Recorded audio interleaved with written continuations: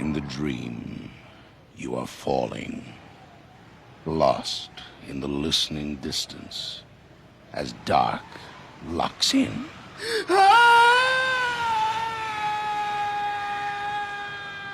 Nightfall.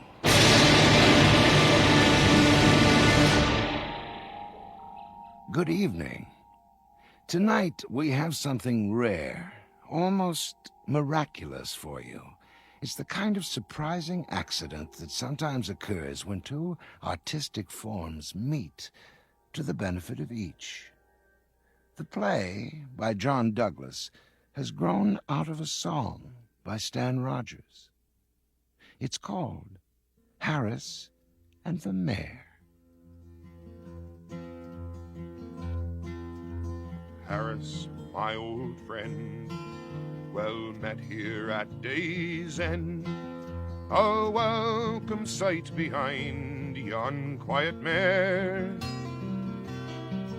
As hearth is made of stone, by heart a man is known. By heart we've known each other from of old.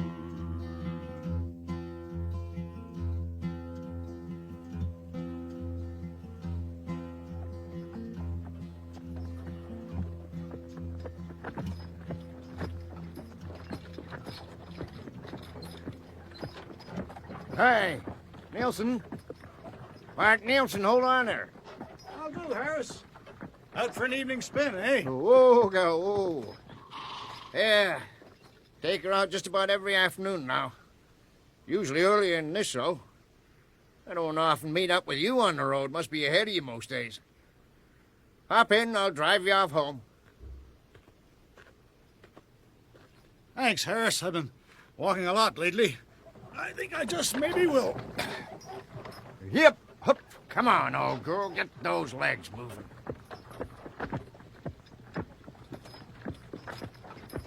Ah, how are things going at the mill? Oh, same as always. Had to design a new roller for one of the feeder belts this week. Some smart aleck engineer they brought up from Toronto. He was real surprised a dumb millwright could actually do it.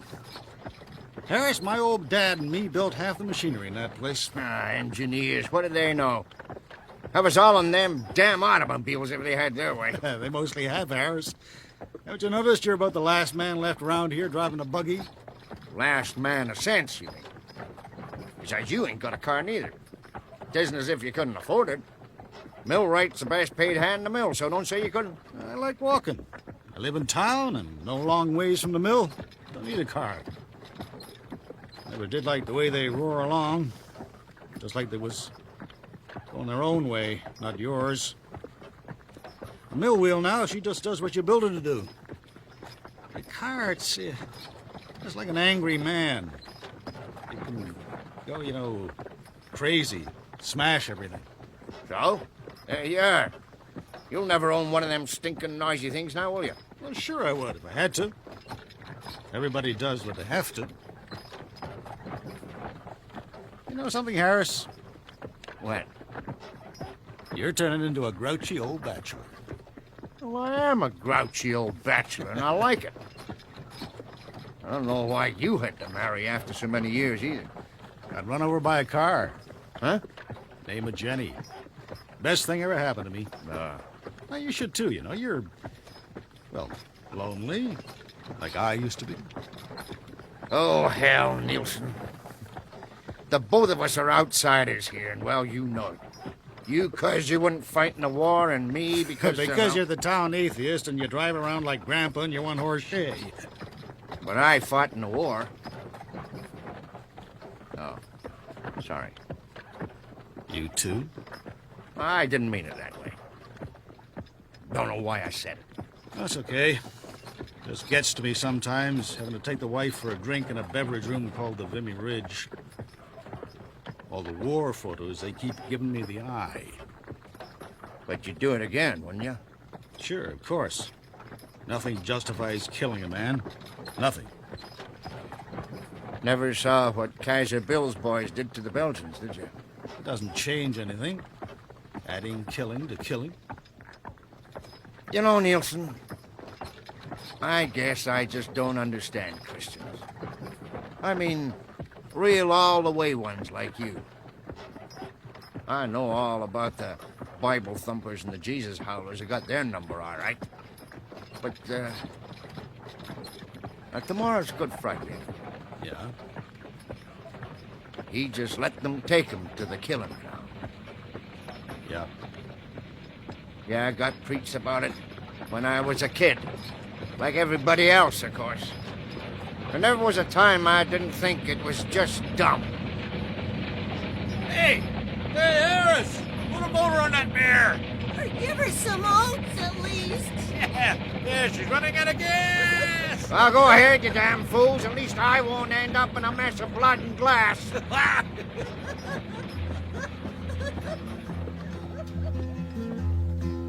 Their blood and fire and steel. Do they wonder how I feel? That never raised his hand to fellow man.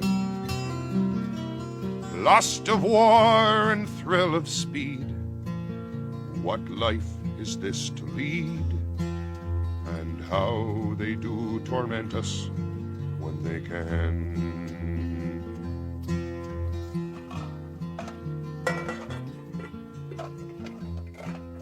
Jenny, got home early.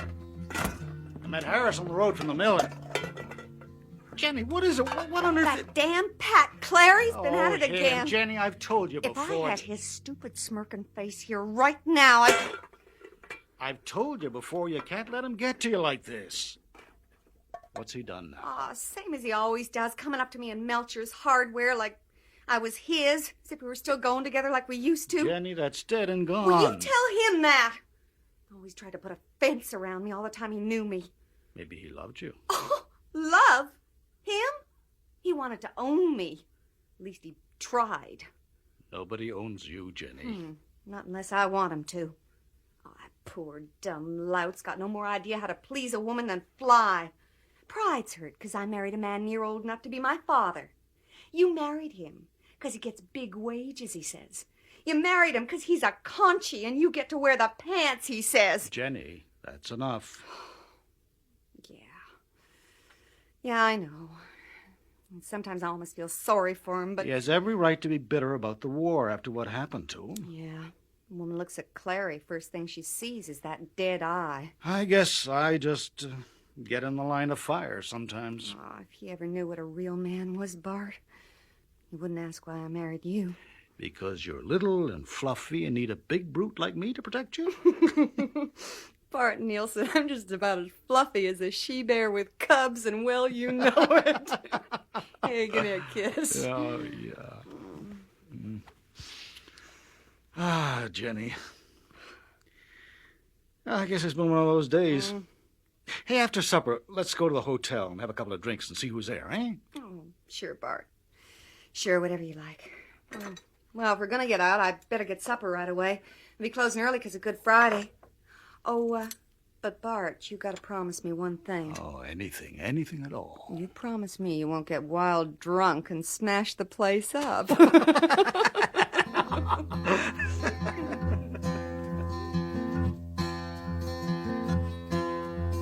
wife and I came out for a quiet glass of stout and a word or two with neighbors in the room. I say neighbors, never friends. It's lest we forget again. But they treat us well enough, and we do them.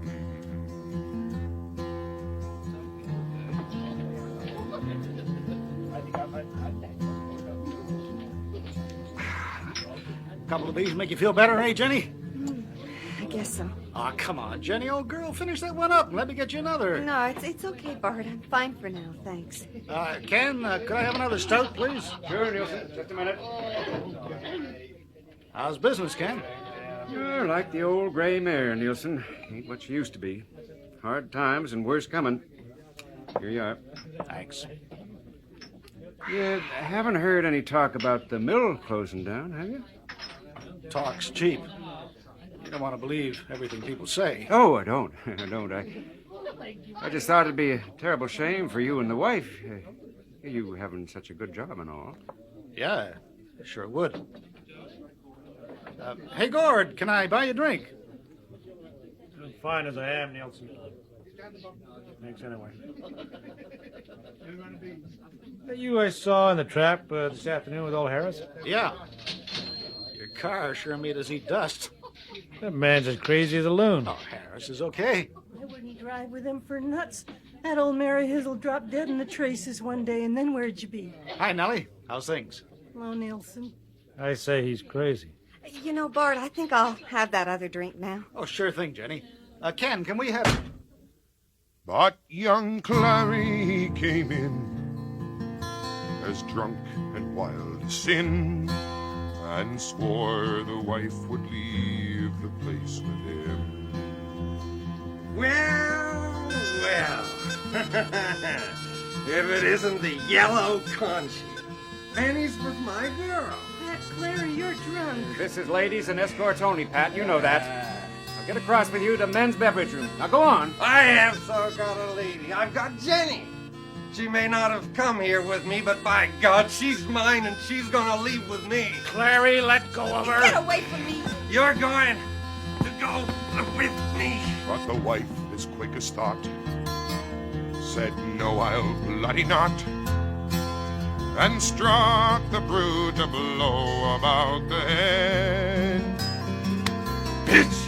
He raised his ugly paw, and he lashed her on the jaw, and the wife fell to the floor like she were dead. Clary, what are you doing? Stop it, you bloody drunk. Leave her alone. Gord, make him stop. Stop him. Now, Harris, well, you know, I never struck an angry blow, nor would I keep a friend who raised his hand. I was a Conchi in the war, crying, "What the hell's this for?"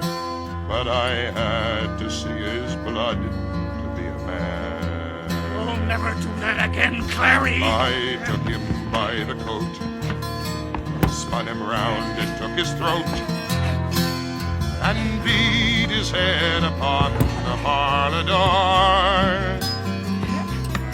He dragged out an awful knife, and he roared, "I'll have your life." Then he stuck me, and I fell on the floor. Jenny! Jenny! My God, Jenny! You thought you'd take her away from me, did you? With your two eyes and your yellow streak down your back? Blood I was from neck to thigh, bloody murder in his eye, as he shouted out, "I'll finish you for sure." But as the knife came down, I lashed out from the ground, and the knife was in his breast when he rolled over. Killed him. You killed Clary. Gord, get me away from here. Now. Please, help us.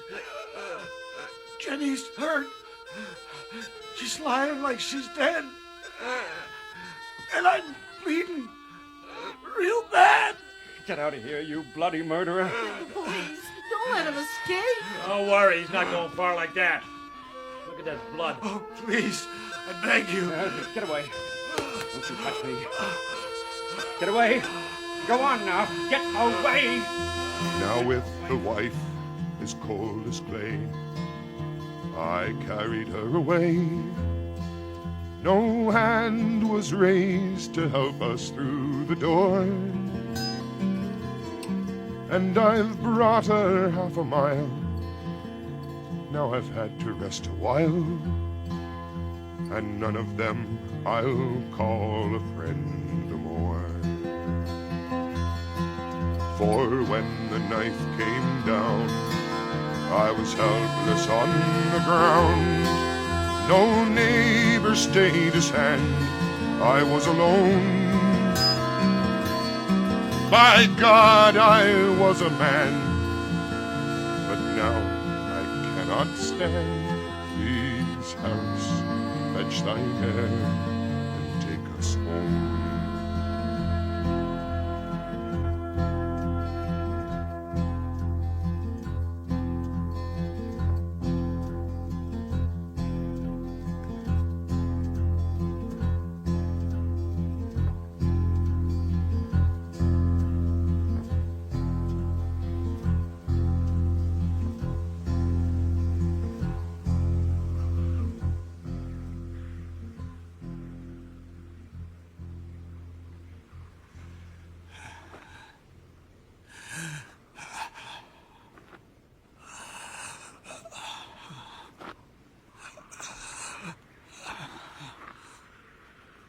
Harris.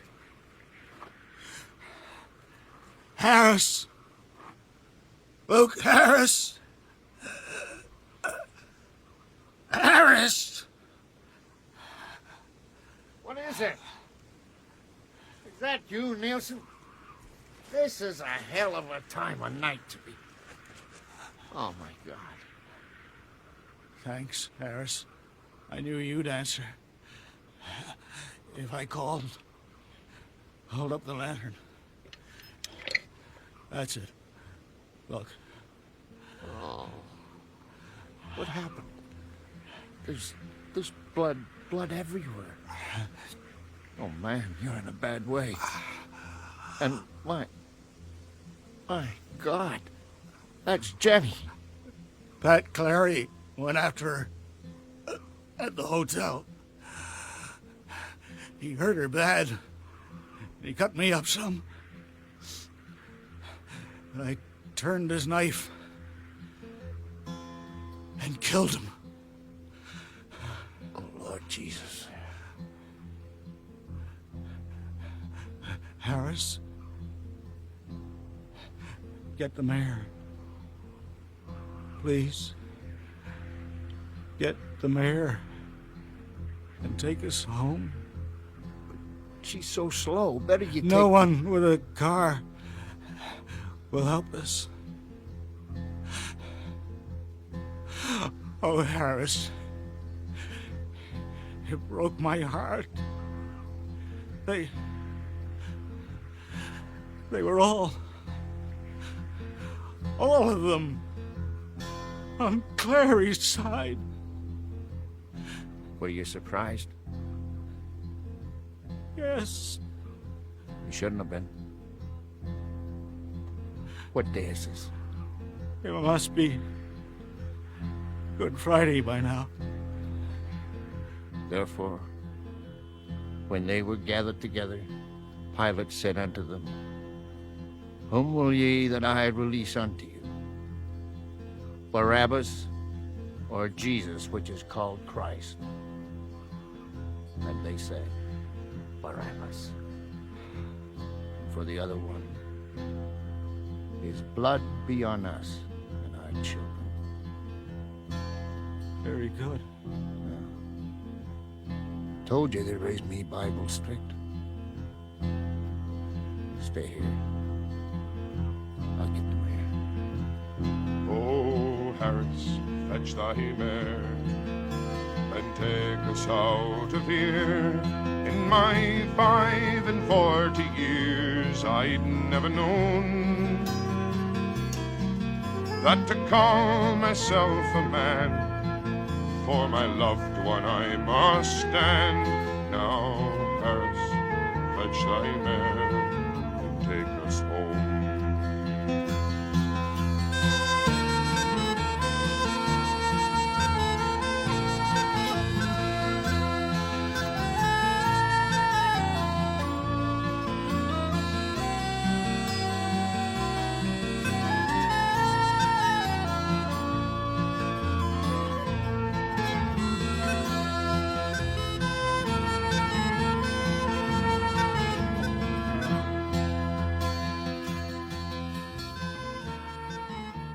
You have just heard Harris and the Mare by John Douglas, based on the original song by Stan Rogers. Featured in tonight's cast were Hugh Webster as Harris, and Frank Perry as Nielsen, with Elva Mae Hoover as Jenny and Richard Donat as Pat Clary. You also heard Marion Waldman and Ken James as Gord and Nellie Mason, and Arch McDonnell as Ken Dockett. The musicians were led by singer-songwriter Stan Rogers and included Bill Garrett, Jim Morrison, Garnet Rogers, Grit Laskin, and David Allen Eady. The recording engineer was John Jessup, with sound effects by Bill Robinson. The production assistant was Peggy Este. Harris and the Mare was produced and directed by the executive producer of Nightfall, Bill Howell. And now, before we hear from your host, here is the complete original version of the song Harris and the Mare.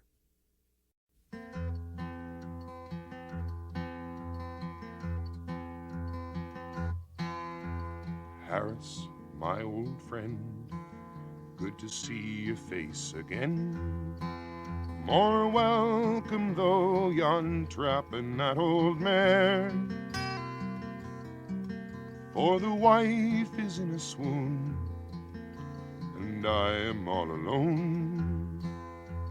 Harris, fetch thy mare and take us home. The wife and I came out for a quiet glass of stout and a word or two with neighbors in the room. But young Clary came in, as drunk and wild as sin, and swore the wife would leave the place with him. But the wife, as quick as thought, said, "No, I'll bloody not," and struck the brute a blow about the head. He raised his ugly paw and he lashed her on the jaw, and the wife fell to the floor like she were dead. Now, Harris, well, you know, I've never struck an angry blow, nor would I keep a friend who raised his hand. I was a Conchie in the war, crying, "What the hell's this for?" But I had to see his blood to be a man. I grabbed him by the coat, spun him round and took his throat, and beat his head upon the parlor door. He dragged out an awful knife, and he roared, "I'll have your life." Then he stuck me, and I fell onto the floor.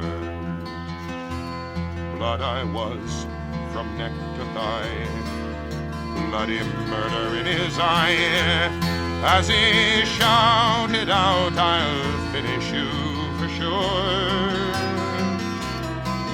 But as the knife came down, I lashed out from the ground, and the knife was in his breast when he rolled over.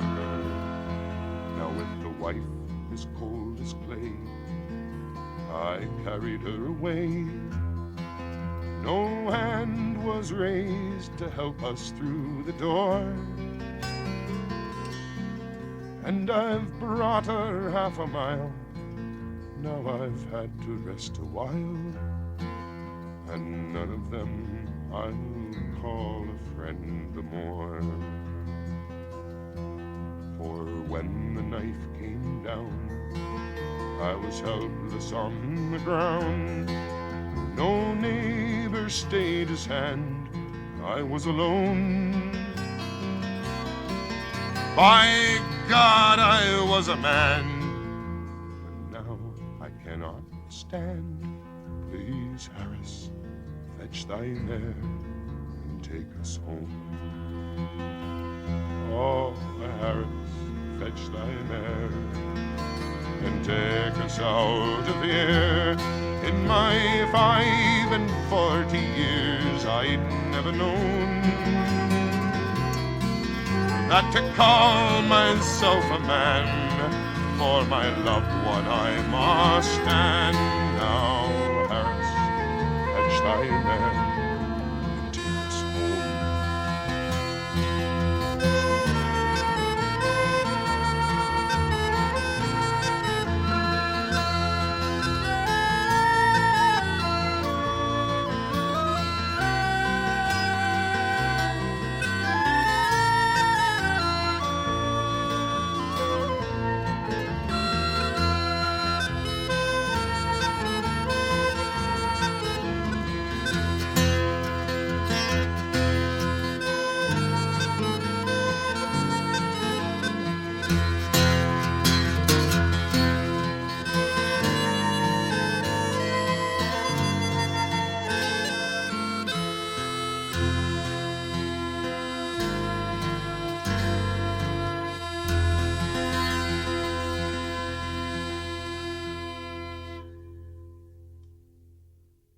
And now, here's a final word from your host. Hello again. Next week, we'll return to the predictably unpredictable on Nightfall. And you'll have to be in shape for it. I could wait. And meanwhile, I could get in better shape. Next time, he'd meet the #1 member of the Miles Athletic Club. I discovered that my body was no longer the kind of old friend I could use or abuse as I liked, because it would still be my friend. I had ignored it for too long for it not to know how to betray me. But I had one thing going for me. My body's memory of itself, of how it used to serve me without my knowing it. It might lay cunning traps for me, like muscle cramps or sudden searing aches. But it couldn't ignore or unlearn the secret knowledge of the power it used to own. It had nothing to do with me, beyond my will. But it meant everything. The Jogger by Tony Bell, radio that never runs without a second effort. That's next week on Nightfall. Until then, careful of the edge.